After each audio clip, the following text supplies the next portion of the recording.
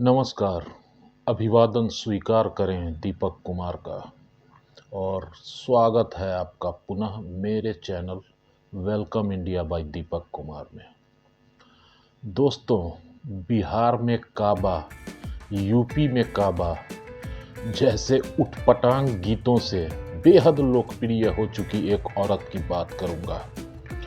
सत्ता से सवाल पूछने की आड़ में देशद्रोहियों वाली हरकत करने वाली एक औरत की बात करूंगा और सोशल मीडिया पर व्यू, लाइक्स और थोड़े पैसे बनाने के लिए देश की सुरक्षा के मुद्दे पर भी मजाक उड़ाने वाली एक औरत की बात करूंगा।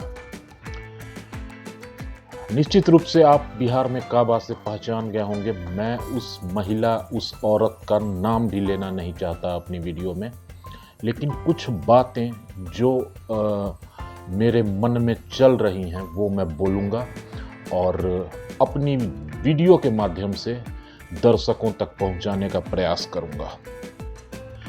मित्रों, भाजपा या एनडीए का विरोध करना किसी भी तरीके से गलत नहीं है। प्रधानमंत्री, सरकार, सत्ता पक्ष से सवाल पूछने का अधिकार भी हमारा संविधान हमको देता है।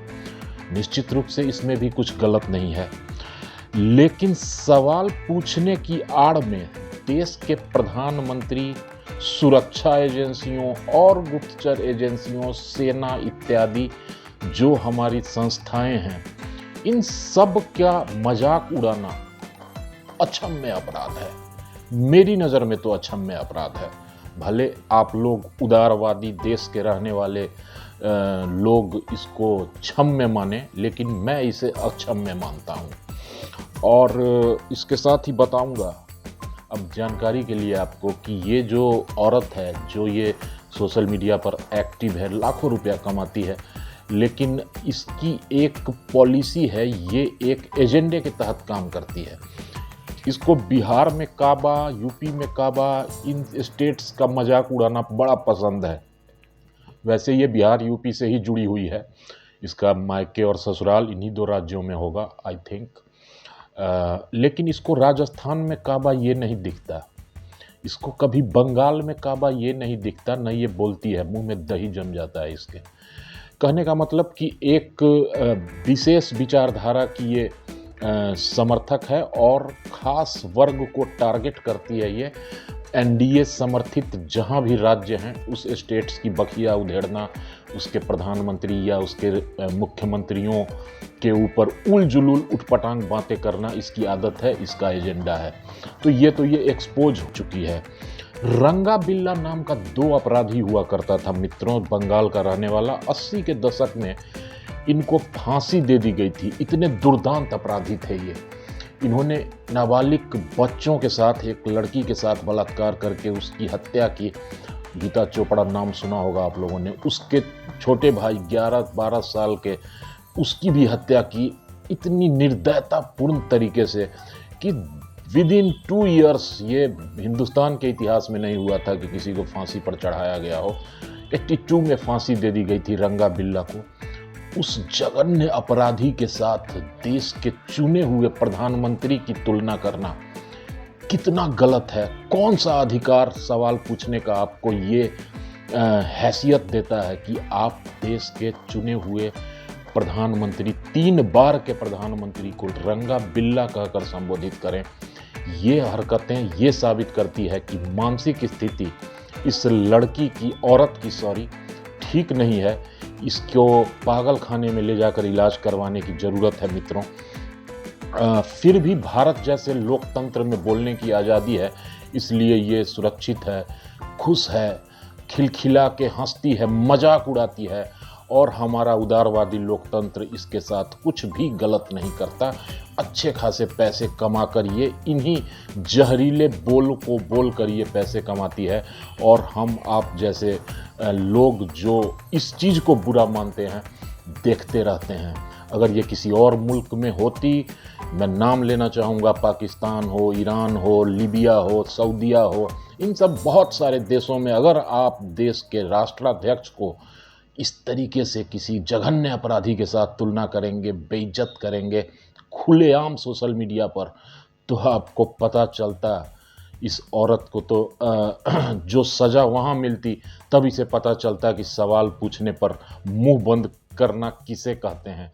यहाँ तो ये जो मर्जी वो बोल सकती है। देश के सबसे बड़े राजनेता, सबसे बड़े पद पर बैठे हुए लोगों को इसको एहसानमंद होना चाहिए भारत का और भारत की सरकार का। खैर, आगे बढ़ते हैं मित्रों। अपनी आदत के अनुसार इस औरत ने पहलगाम आतंकी हमला जो हुआ था मित्रों, याद होगा आप सबों को, उसमें भी टांग घुसेड़ी और इस बार वो फंस गई। चूंकि ये राष्ट्रीय सुरक्षा का मुद्दा था। करीब 26 लोगों को आतंकवादियों ने निर्दयतापूर्वक धर्म पूछकर गोली मारी थी। पूरा देश गुस्से से उबल रहा था। सेना हो, सरकार हो या कोई भी देश का नागरिक हो, सुरक्षा एजेंसियां हो, गुप्तचर एजेंसियां हो हमारे देश की, सब भौचक्क अवाक थी कैसे ये हुआ। और उस दरमियान इसने पुनः सोशल मीडिया पर आकर पहलगाम हमले के मुद्दे पर देश का, सरकार का, देश की सेनाओं का, गुप्तचर एजेंसियों का मजाक उड़ाते हुए ऐसी ऐसी बातें बोली जो बिल्कुल भी टॉलरेट करने लायक नहीं थी। सरकार ने अभी तक इसके खिलाफ कोई कार्रवाई नहीं की है। किसी जनता ने, किसी एक्टिव सोशल मीडिया यूजर ने इसके खिलाफ शिकायत करवाई है और मात्र अभी 2 थाने से, एक बनारस के लंका थाने से और एक लखनऊ के हजरतगंज थाने से इसको नोटिस आया है और ये भीतर ही भीतर छटपटाई हुई है। लेकिन बेशर्मी तो देखो इसकी, ये पोस्ट करती है थाने में जहां इसको बुलाया जाता है पूछताछ के लिए, वहां से हंसते हुए हाथ में नोटिस को ऐसे ऐसे लहराते हुए पोस्ट कर करके दिखाती है, ये देखो सवाल पूछने का अधिकार नहीं है इस देश में। अरे बेशर्म, सवाल पूछने पर तो कुछ नहीं हुआ था, लेकिन तुमने देश की सुरक्षा को दुश्मन मुल्क की भाषा बोलकर तार तार किया है।